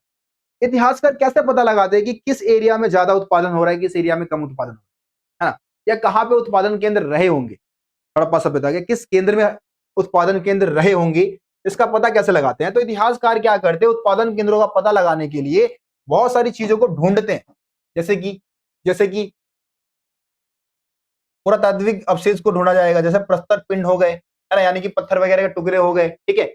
आपका शंख हो गया, तांबा के अश्क हो गए, कच्चा माल हो सकता है, औजार, अपूर्ण वस्तुएं, त्याग दिया गया माल, पूरा करकट। मतलब जो भी जमीन के नीचे से अवशेष मिल रहा है उसमें सबसे ज्यादा वो इंपॉर्टेंट होता है, जो उत्पादन केंद्रों का पता लगाने में जो सबसे ज्यादा महत्वपूर्ण होता है वो है पूरा करकट। देखो पूरा करकट से कैसे उत्पादन केंद्र का पता लगाया जाए, तो मान लो कि किस स्थान पे क्या है उत्पादन केंद्र है। मान लो मैं आजादपुर का एग्जाम्पल ले रहा हूं। मान लो आजादपुर एक उत्पादन केंद्र है, आज से 2000 साल पहले यहाँ पे कोई उत्पादन केंद्र रहा होगा मान लो, तो क्या होगा, इतिहासकार इन सारी चीजों को ढूंढेंगे। इसमें सबसे ज्यादा महत्वपूर्ण क्या होगा, पूरा करकट। पूरा करकट से हमें उत्पादन केंद्रों का पता लगाने में सबसे ज्यादा हेल्प मिलता है। अब मान लो आजादपुर में क्या हो रहा है, उत्पादन हो रहा है। उत्पादन के दौरान बहुत सारी चीजें ऐसी होंगी जिसका कोई इस्तेमाल नहीं होगा, मतलब वो कूड़ा करकट के तौर पे उनको उत्पादन केंद्र के आसपास ही कहीं फेंका जाएगा, है ना।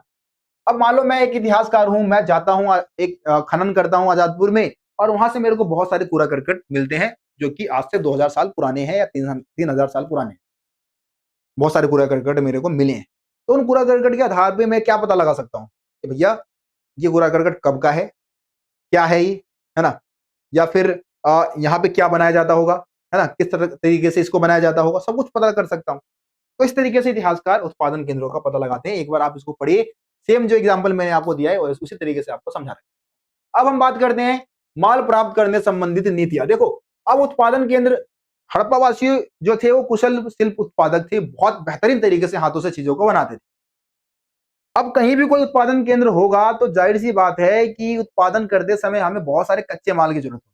मान लो कहीं चीनी की फैक्ट्री है, चीनी की फैक्ट्री मेरी दिल्ली में, तो मेरे को गन्ना मंगाना होगा, गन्ने की खेती दिल्ली में हो नहीं रही, मेरे को भाई यूपी से या उत्तराखंड से मंगाना होगा, है ना। तो इस तरीके से ही हड़प्पा वासियों ने उत्पादन केंद्र स्थापित किए थे। उनको कच्चे माल की जरूरत होती होगी। अब कच्चे माल कहां से मंगाएंगे, किस तरीके से मंगाएंगे, तो कच्चे माल की प्राप्ति के लिए वो दो नीति अपनाते थे, दो विधि का इस्तेमाल करते थे। सबसे पहली जो नीति है, जो सबसे पहला जो तरीका है वो है बस्तियां स्थापित करना, यानी कि हड़प्पा वासियों ने उन स्थानों पे बस्तियों की स्थापना की जहां से कच्चे माल को आसानी से मंगा सकते थे। जैसे कि नागेश्वर और बालाकोट से मंगा रहे शंख, ठीक है, अफगानिस्तान के सोरदुगई से नीले रंग का पत्थर जिसको हम लाजवर्द मणि बोलते हैं, बहुत इंपोर्टेंट है, बहुत ज्यादा इंपोर्टेंट है, वाइवा में मेरे से पूछा गया था क्वेश्चन, ठीक है। तो नील मणि यानी कि लाजवर्द मणि कहां से मंगाते थे, अफगानिस्तान से। लोथल गुजरात में भरूच एक जगह है, यानी कि लोथल सिंपल आप बोल दो, यहां से कार्लिनियम मंगाते थे। दक्षिणी राजस्थान और उत्तरी गुजरात से सिलखड़ी मंगा रहे, राजस्थान से दूसरी अन्य धातु मंगा रहे। तो ये है बस्तियां स्थापित करके उन्होंने इन स्थानों से ये सारी चीजें मंगाई थी। मतलब कि मान लो कि मैं दिल्ली में रह रहा, तो मैं क्या करूंगा, अगर मेरे को गन्ने की प्राप्ति करनी है तो मैं यूपी में या उत्तराखंड में अपने लोगों की बस्तियां स्थापित करवा दूंगा। तो हड़प्पा वासियों ने भी सेम यही चीज की थी, इन एरियाओं में अपनी बस्तियां स्थापित की ताकि कच्चे माल की प्राप्ति आसानी से उनको होती रहे, है ना। इसके अलावा देखो कच्चे माल की प्राप्ति का दूसरा जो तरीका था वो था अभियान भेजना। अभियान भेजने का मतलब क्या होता है, अभियान भेजने में क्या होता है कि लोगों का ग्रुप जाएगा और जिन स्थानों से कच्चे माल की प्राप्ति करनी है वहां के लोगों से संपर्क बनाया जाएगा, संपर्क स्थापित किया जाएगा और फिर कच्चे माल की प्राप्ति होगी। जैसे चुनाव अभियान होता है, तो चुनाव अभियान में क्या होता है, नेता लोग जाते हैं, है ना, और आम लोगों से संपर्क स्थापित करते हैं, आम लोगों से बातचीत करते हैं और फिर जाके फिर वोट ले लेते हैं और वोट लेने के बाद फिर लोगों का खूब दबा कर शोषण करते हैं, है ना। तो ये चीज होता है। तो ऐसे यहाँ पे अभियान भेज के क्या कर रहे हैं, कच्चे माल की प्राप्ति कर रहे हैं। जैसे कि राजस्थान में एक खेतरी जगह है, खेतरी अंचल, क्षेत्रीय अंचल से क्या मंगाते थे जी, तांबा मंगाते थे। दक्षिणी भारत की बात कर ले तो यहाँ से सोना मंगाते थे, ठीक है। तो ये आपका हो गया अभियान भेजने के तहत। खेतरी खेतरी जो है राजस्थान में है, तो खेतरी राजस्थान क्षेत्र से मिले साक्ष्य को पुरातत्वविदों ने गणेश्वर जोधपुरा संस्कृति का नाम दिया है। देखो खेतरी अंचल से जो हमें अवशेष मिले हैं ना, उन अवशेषों का संबंध जो है हड़प्पाई सभ्यता से नहीं किया गया, इसको एक अलग संस्कृति, एक अलग सभ्यता कह दिया गया जिसको हम बोलते हैं गणेश्वर जोधपुरा संस्कृति।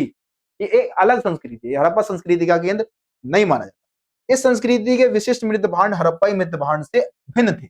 यहाँ के जो मृत भांड थे, यहाँ से जो मिट्टी के बर्तन हमें मिले वो अलग आकार के थे, हड़प्पाई क्षेत्र के मृत भांडों से मेल नहीं खाते।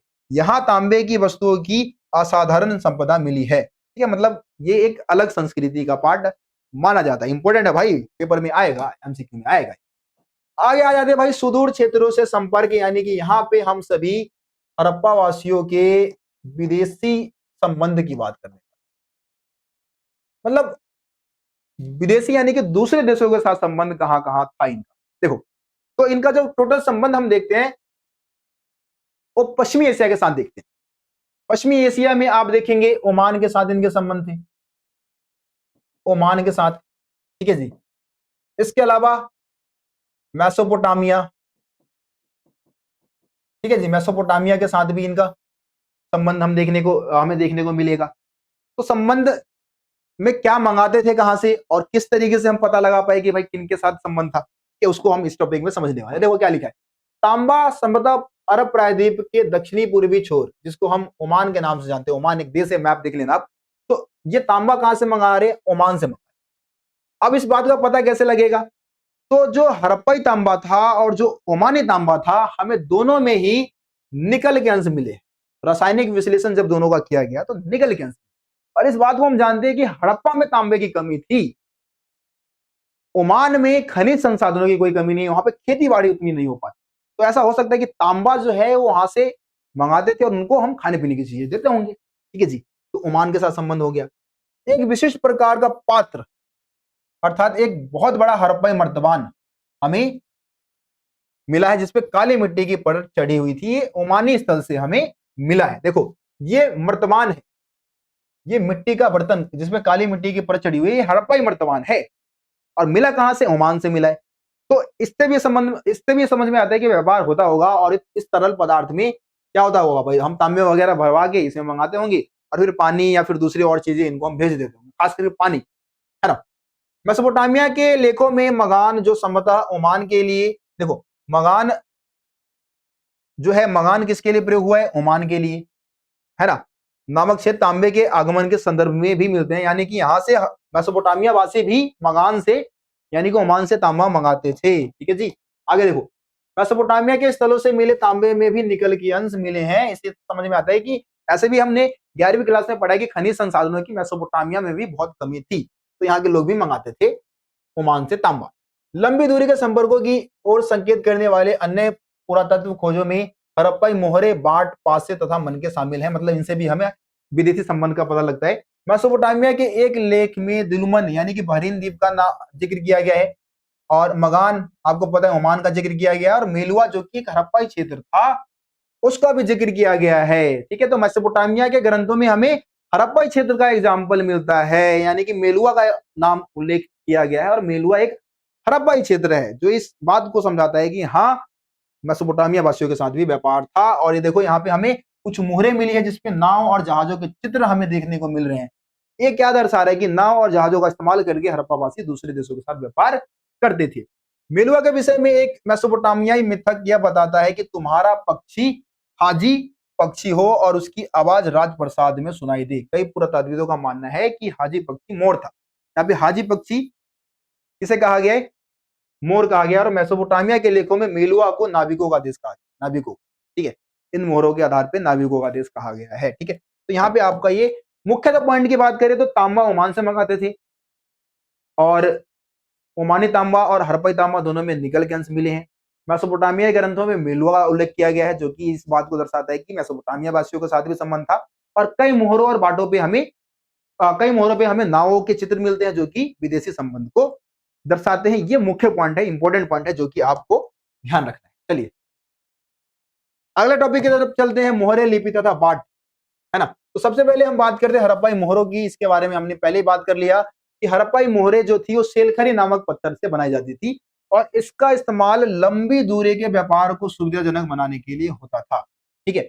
इसका एक एग्जांपल लेके हम समझ सकते हैं कि पुराने समय में लंबी दूरी के व्यापार को, लेन देन को सुविधाजनक बनाने के लिए किस तरीके से इसका इस्तेमाल वो करते थे, मोहरों का इस्तेमाल करते थे। तो देखो मान लो एक सामान की पोटली है, ये एक सामान की पोटली है जो कि मुझे अपने नानी के यहाँ भेजना है, नानी के यहाँ भेजना है मान लो, और मैं एक हड़प्पा वासी हूं, मैं हड़प्पा सभ्यता का एक निवासी।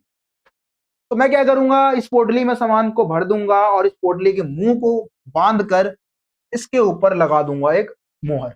बोर्ड ना टूट जाएगा, ज्यादा तेज मार दिया। हाँ, तो मैंने क्या किया, इस पोटली के ऊपर एक मोहर लगा। अब इस पोटली को मैंने अपने नानी के यहाँ भेज दिया। अब इस पोटली पे जो मोहर लगाई गई है, अगर उस मोहर के निशान में कोई भी बदलाव नहीं होता, तो ये समझ में आ जाएगा कि भैया मेरा जो सामान है ना वो सुरक्षित है, नानी के पास जो मैंने सामान भेजा वो सुरक्षित है, कोई छेड़छाड़ इसके साथ नहीं। लेकिन इस मोहर पे जो निशान मतलब मोहर जो लगा है उसमें कोई बदलाव आ गया, उसके चिन्हों में कुछ परिवर्तन आ गया, तो पता लग जाएगा कि भैया इस पोटली से सामान गायब हुआ है, कुछ तो गड़बड़ है ना, कुछ तो इसमें से निकाला गया। तो इस तरीके से लंबी दूरी के लेन देन को सुविधाजनक बनाने के लिए इसका इस्तेमाल होता था। आगे देखो, एक रहस्यमय लिपि यानी कि हड़प्पा लिपि के बारे में यहाँ पे समझाया गया है। देखो, हड़प्पा लिपि की बात करें तो अभी तक इसको पढ़ा नहीं जा सका है, इसलिए इसको हम एक रहस्यमय लिपि कहते हैं। और इसमें चिन्हों की संख्या 375 से लेकर 400 के बीच में थी, और ये दाई से बाई ओर लिखी जाती थी, दाई से बाई ओर, यानी कि दाएं हाथ की तरफ से, है ना, दाया ये हमारा सीधा हाथ है, इधर से लिखना स्टार्ट किया और इधर खत्म करते। मतलब कि जैसे हम क्या करते, देवनागरी लिपि को बाएं ओर लिखना स्टार्ट करते, दाएं ओर खत्म करते हैं, अपने सीधे हाथ की तरफ खत्म करते हैं, है ना। तो कई जो हमें हड़प्पाई मोहरें मिली है उसमें हम देखते हैं कि जैसे हम इधर से लिखना स्टार्ट करते हैं, है ना, और हम क्या देखते हैं कि जब हमें इधर जगह कम पड़ जाता है तो हम कुछ शब्दों को पूरा नहीं करते, है ना, और फिर हम यहां से स्टार्ट करते हैं। या फिर हम देखते हैं कि जैसे हम इधर से लिख रहे हैं तो इधर से हम बराबर दूरी ले रहे हैं, ठीक है, एक मिनट, इधर हम क्या कर रहे हैं, इधर से सारे शब्द जो है हम एक बराबर लिख रहे हैं, लेकिन इधर कहीं ज्यादा लिख रहे हैं, कहीं कम गैप दे दिया, कहीं ज्यादा गैप दे दिया। तो जब हमने हड़प्पाई मोहरों को खोजा तो हमने देखा कि दाएं हैंड की तरफ बराबर गैप है, लेकिन बाएं हैंड की तरफ बराबर गैप नहीं, कहीं ज्यादा गैप है, कहीं कम गैप है। तो इससे पता लग गया कि हड़प्पा वासी दाएं से बाईं ओर लिखा करते थे। सबसे लंबे अभिलेख में हमें 26 चिन्ह मिले हैं, ठीक है। तो ये हड़प्पाई लिपि की विशेषता हो गई। अब हड़प्पाई बाट को समझ लेते हैं। बाट का मतलब होता है बट्टा, जिसका इस्तेमाल सामानों को तौलने के लिए किया जाता है। देखो, तो पुराने समय में तराजू और बाट का इस्तेमाल सामान को तौलने के लिए होता था। अभी तो भाई अभी के समय में कंप्यूटर वाले तराजू आ गए। आप लोगों ने पता नहीं वो बाट और तराजू देखा है कि नहीं देखा, मुझे नहीं पता, पर मैंने तो देखा है, हमारे टाइम पे इस्तेमाल में लाया जाता था। देखो, तो हड़प्पाई बाट जो है वो चाट नामक पत्थर से बने हुए। कौन से पत्थर से भैया? चाट नामक पत्थर से। इनका आकार कैसा था? घनाकार। आकार कैसा था भैया? घनाकार होता था। इन बाटों के निचले मानदंड द्विआधारित थे। द्विआधारित का मतलब ये कि दो से कटने वाली संख्याएं निचले भाग पे लिखा हुआ था। बाट का दो भाग होगा, देखो ये बाट का दो भाग है, ये ऊपरी भाग है और इसके नीचे ये आपका निचला भाग दिख रहा है। तो ऊपरी भाग द्विआधारित था और जो निचला भाग द्विआधारित था, और ऊपरी भाग जो था वो दशमलव प्रणाली का अनुसरण करता था, यानी कि दशमलव प्रणाली के अकॉर्डिंग इसको बनाया गया था। दशमलव प्रणाली में 10, 100, 1000, 10,000 ऐसे संख्या लिखी, ठीक है। छोटे बाटों का प्रयोग आभूषण को तौलने के लिए और मनकों को तौलने के लिए किया जाता था। धातु से बने तराजू भी हमें और पलरे भी हमें मिले हैं, ठीक है जी। तो ये आपका बाटों के बारे में। चलिए अब बात करेंगे प्राचीन सत्ता। प्राचीन सत्ता बोले तो क्या हड़प्पाई क्षेत्र में किसी राजा का शासन था? क्या यहाँ का कोई किंग था, किंग मेकर था जो कि यहाँ पे शासन कर रहा था? चलो देखो, तो प्रसाद और शासक के अवशेष, देखो कुछ अवशेष हमें मिले हैं जिसके आधार पे हम कह सकते हैं कि हाँ भैया कोई ना कोई रहा होगा जो यहाँ पे शासन व्यवस्था को संभालता होगा। देखो क्या लिखा है, पुरातात्विदों ने मोहनजोदड़ो से मिले एक विशाल भवन, मोहनजोदड़ो से क्या मिला भैया? एक विशाल भवन मिला है जिसको पुरातात्विदों ने प्रसाद की संज्ञा दी है। प्रसाद का मतलब ही होता है महल। संस्कृत में हम प्रसाद बोलते हैं, खाने वाला प्रसाद नहीं, और हिंदी में महल बोलते हैं, ठीक है। और इसको हमने प्रसाद की संज्ञा दी है, परंतु इससे संबंधित कोई भव्य वस्तुएं हमें यहाँ से नहीं मिलती है। एक पत्थर की मूर्ति मिले, ये देखो, ये भोंदू बाबा की मूर्ति मिली है। भोंदू बाबा, भोंदू बाबा, है ना जी, भोंदू बाबा, ये हमारे भोंदू बाबा है। भोंदू बाबा, भोंदू बाबा, तो हमारे भोंदू बाबा की मूर्ति मिली है जिसको पुरोहित राजा की संज्ञा दी गई है। भैया किसकी संज्ञा दी गई? पुरोहित राजा, कि भैया ये पुरोहित रहा होगा, मतलब कि पुरोहित का मतलब होता है वही पूजा पाठ वगैरह करवाता होगा, और किंग भी था, राजा भी था, ठीक है। क्योंकि ये सॉल ओढ़ रखा है, सॉल ऐसा पुरोहित लोग ही ओढ़ा करते थे जो पूजा पाठ करवाते। लेकिन इसके अलावा हमें कोई और जानकारी नहीं मिली जिसके आधार पर हम कह सकते हैं कि यहाँ पे किसी राजा का शासन रहा होगा। तो इतिहासकारों ने अपने अलग अलग मत देने शुरू कर दिए। कुछ ने बोला कई शासक थे, कुछ ने बोला कोई शासक नहीं था, कुछ ने बोला सिर्फ एक राजा था। देखो, कुछ इतिहासकार इस मत के है कि हड़प्पा समाज में शासक नहीं थे और सभी की सामाजिक स्थिति एक बराबर थी, एक समान थी, सब बराबर थे, यहाँ पे कोई राजा नहीं था, सब बराबर। दूसरे मानते हैं कि भाई यहाँ पे अलग अलग एरिया के अलग अलग शासक थे भैया, एक राजा नहीं था, ठीक है जी। कोई एक राजा यहाँ का नहीं था, बल्कि अलग अलग क्षेत्र के अलग अलग राजा हुआ करते। कुछ ने कह दिया नहीं जी नहीं, सिर्फ एक राजा था, सिर्फ एक किंग था यहाँ का, ठीक है। और ये बात कहीं ना कहीं ज्यादा सही सिद्ध होती है, क्योंकि हम देखते हैं कि मोहनजोदड़ो, हड़प्पा, चन्होदरो, लोथल, जहां से भी हमें ईंटें मिली है, एक समान आकार की मिली है। नगर नियोजन की जो विधि थी, जो तरीका था, नालियों के निर्माण का जो तरीका था, एक जैसा था। तो कहीं ना कहीं एक राजा रहा होगा, एक प्रशासक रहा होगा, जब भी तो उसने एक जैसी नीतियां, एक जैसे तरीके अपनाए होंगे। अलग अलग राजा होता तो अलग अलग तरीके से नगर नियोजन करवाता, है ना। जाहिर सी बात है। तो ये बात जो है वो ज्यादा सही सिद्ध यहाँ पे हमें देखने को मिलता है।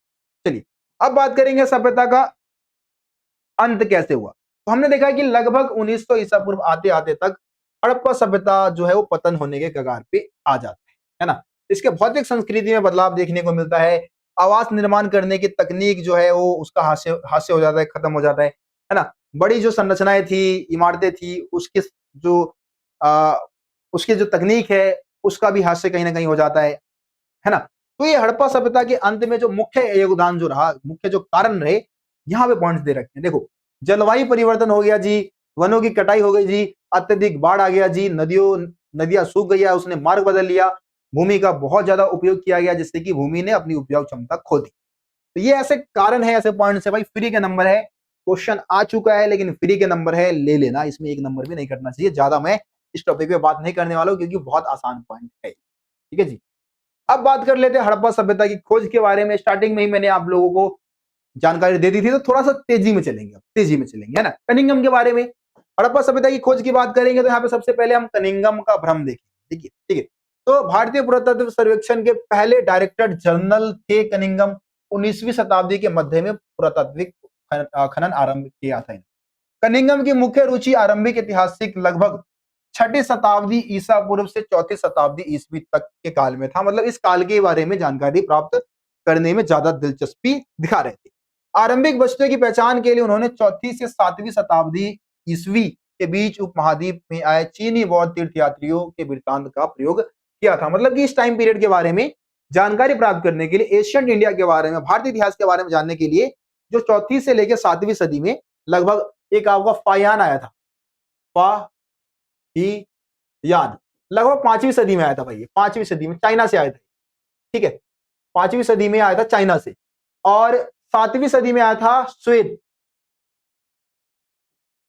तसांग, ये भी चाइना से आया था। ये 7वीं सदी में आया था। हर्षवर्धन हर्षवर्धन जब किंग था उसके टाइम पीरियड में आया था। ठीक है। तो इन्होंने जो वृत्तांत लिखे थे उस वृत्तांत का प्रयोग इसने भारतीय इतिहास को समझने के लिए किया, है ना। एक अंग्रेज ने कनिंगम को हड़प्पाई मुहर दी और उस मुहर को समझने में चूक कर गई।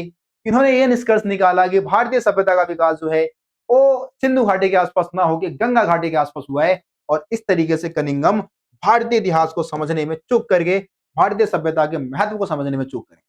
फिर आएंगे हमारे यहाँ पे दयाराम साहनी, राखालदास बनर्जी, जॉन मार्शल, ये सब आएंगे, है ना। 1921 में क्या होता है, दयाराम साहनी ने हड़प्पा की खोज कर दी। 1922 में राखालदास बनर्जी ने मोहनजोदड़ो की खोज कर दी। और इन्हीं खोज के आधार पर 1924 में भारतीय पुरातात्विक सर्वेक्षण के जो डायरेक्टर जनरल थे जॉन मार्शल, जिनका नाम था पहले ही हम बात कर चुके हैं, उन्होंने पूरे विश्व के समक्ष सिंधु घाटी सभ्यता की खोज की घोषणा कर दी।